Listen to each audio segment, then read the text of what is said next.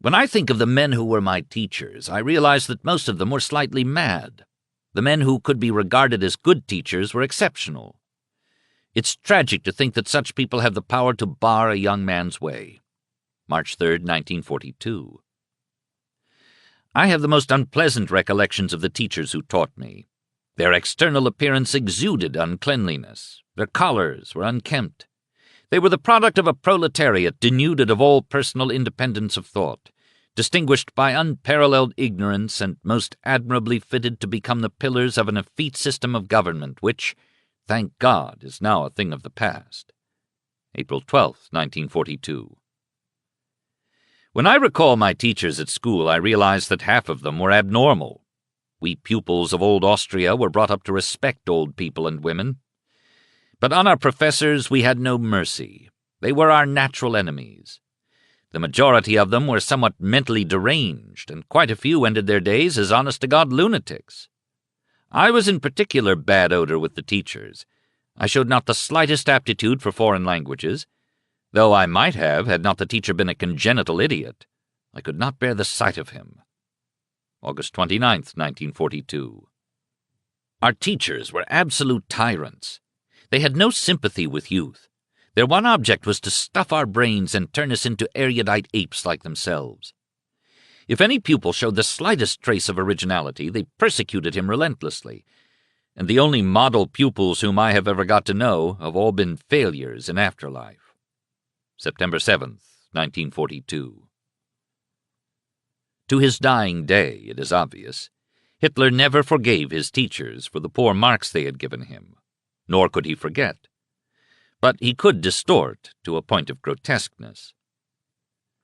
The impression he made on his teachers, recollected after he had become a world figure, has been briefly recorded. One of the few instructors Hitler seems to have liked was Professor Theodor Gissinger, who strove to teach him science. Gissinger later recalled, "As far as I was concerned, Hitler left neither a favorable nor an unfavorable impression in Linz. He was by no means a leader of the class. He was slender and erect, his face pallid and very thin, almost like that of a consumptive, his gaze unusually open, his eyes brilliant." Professor Eduard Hümer, apparently the congenital idiot mentioned by Hitler above, for he taught French, came to Munich in 1923 to testify for his former pupil, who was then being tried for treason as the result of the beer hall putsch. Though he lauded Hitler's aims and said that he wished from the bottom of his heart to see him fulfill his ideals, he gave the following thumbnail portrait of the young high school student. Hitler was certainly gifted, although only for particular subjects, but he lacked self-control and, to say the least, he was considered argumentative, autocratic, self-opinionated, and bad-tempered, and unable to submit to school discipline. Nor was he industrious. Otherwise, he would have achieved much better results, gifted as he was. There was one teacher at the Linz High School who exercised a strong, and as it turned out, a fateful influence on the young Adolf Hitler. This was a history teacher, Dr. Leopold Pürtsch, who came from the southern German-language border region where it meets that of the South Slavs, and whose experience with the racial struggle there had made him a fanatical German nationalist. Before coming to Linz, he had taught at Marburg, which later, when the area was transferred to Yugoslavia after the First World War, became Maribor. Though Dr. Pürtsch had given his pupil marks of only fair in history, he was the only one of Hitler's teachers to receive a warm tribute in Mein Kampf. Hitler readily admitted his debt to this man. It was perhaps decisive for my whole later life that good fortune gave me a history teacher who understood, as few others did, this principle of retaining the essential and forgetting the non-essential. In my teacher, Dr. Leopold Pürtsch of the high school in Linz, this requirement was fulfilled in a truly ideal manner. An old gentleman, kind but at the same time firm, he was able not only to hold our attention by his dazzling eloquence, but to carry us away with him. Even today I think back with genuine emotion on this gray-haired man who, by the fire of his words, sometimes made us forget the present, who, as if by magic, transported us into times past and, out of the millennium mists of time, transformed dry historical facts into vivid reality. There we sat, often aflame with enthusiasm, sometimes even moved to tears. He used our budding national fanaticism as a means of educating us, frequently appealing to our sense of national honor. This teacher made history my favorite subject. And indeed, though he had no such intention, it was then that I became a young revolutionary. Some 35 years later, in 1938, while touring Austria in triumph after he had forced its annexation to the Third Reich, Chancellor Hitler stopped off at Klagenfurt to see his old teacher, then in retirement. He was delighted to find that the old gentleman had been a member of the underground Nazi SS, which had been outlawed during Austria's independence. He conversed with him alone for an hour and later confided to members of his party, "You cannot imagine how much I owe to that old man." Alois Hitler died of a lung hemorrhage on January 3, 1903, at the age of 65. He was stricken while taking a morning walk and died a few moments later in a nearby inn in the arms of a neighbor. When his 13-year-old son saw the body of his father, he broke down and wept. His mother, who was then 42, moved to a modest apartment in Urfahr, a suburb of Linz, where she tried to keep herself and her two surviving children, Adolf and Paula, on the meager savings and pension left her. She felt obligated, as Hitler remarks in Mein Kampf, to continue his education in accordance with his father's wishes. In other words, as he puts it, to have me study for the civil servant's career. But though the young widow was indulgent to her son, and he seems to have loved her dearly, he was more than ever determined absolutely, he says, not to undertake this career. And so, despite a tender love between mother and son, there was friction, and Adolf continued to neglect his studies. Then suddenly an illness came to my help, and in a few weeks decided my future and the eternal domestic quarrel. The lung ailment which Hitler suffered as he was nearing 16 necessitated his dropping out of school for at least a year. He was sent for a time to the family village of Spital, where he recuperated at the home of his mother's sister, Teresa Schmidt, a peasant woman. On his recovery, he returned briefly to the state high school at Steyr.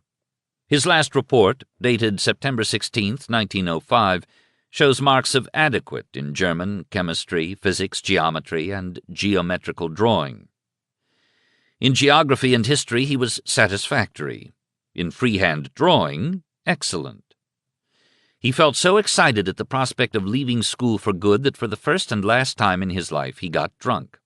As he remembered it in later years, he was picked up at dawn, lying on a country road outside of Steyr, by a milkmaid, and helped back to town, swearing he would never do it again. He told this story on himself in one of his reminiscing moods on the evening of January 8th to 9th, 1942, at Supreme Headquarters. Hitler's Secret Conversations, page 160. In this matter, at least, he was as good as his word, for he became a teetotaler, a non-smoker, and a vegetarian to boot, at first out of necessity as a penniless vagabond in Vienna and Munich, and later out of conviction. The next 2 or 3 years Hitler often described as the happiest days of his life. These were the happiest days of my life and seemed to me almost a dream. Mein Kampf, page 18. In a letter dated August 4, 1933, 6 months after he became Chancellor, Hitler wrote his boyhood friend August Kubizek, "I should be very glad to revive once more with you those memories of the best years of my life." Kubizek, the young Hitler I knew, page 273. While his mother suggested, and other relatives urged, that he go to work and learn a trade, he contented himself with dreaming of his future as an artist, and with idling away the pleasant days along the Danube. He never forgot the downy softness of those years from 16 to 19, when, as a mother's darling, he enjoyed the hollowness of a comfortable life. Though the ailing widow found it difficult to make ends meet on her meager income, young Adolf declined to help out by getting a job. The idea of earning even his own living by any kind of regular employment was repulsive to him, and was to remain so throughout his life.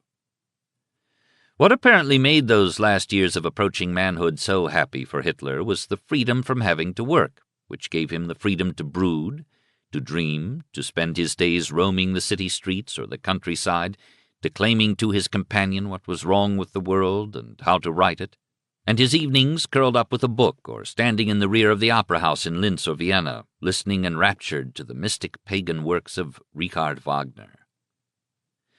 A boyhood friend later remembered him as a pale, sickly, lanky youth who, though usually shy and reticent, was capable of sudden bursts of hysterical anger against those who disagreed with him.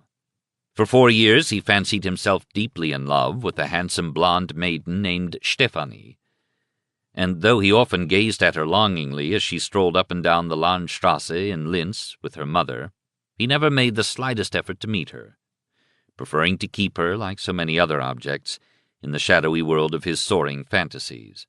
Indeed, in the countless love poems which he wrote to her but never sent, one of them was entitled Hymn to the Beloved, and which he insisted on reading to his patient young friend August Kubizek, she became a damsel out of Die Walküre, clad in a dark blue flowing velvet gown, riding a white steed over the flowering meadows. Kubizek, who appears to have been the only friend Hitler ever had in his youth, has given in his book, The Young Hitler I Knew, an interesting picture of his companion in the last 4 years before, at the age of 19, he skidded down to the life of a vagabond in Vienna. A portrait, incidentally, that not only fills a biographical gap in the life of the German Führer, but corrects somewhat the hitherto prevalent impressions of his early character. Kubizek was as unlike Hitler as can be imagined. He had a happy home in Linz, learned his father's trade as an upholsterer, worked diligently at it while studying music, was graduated with honors from the Vienna Conservatory of Music, and began a promising professional career as a conductor and composer, which was shattered by the First World War.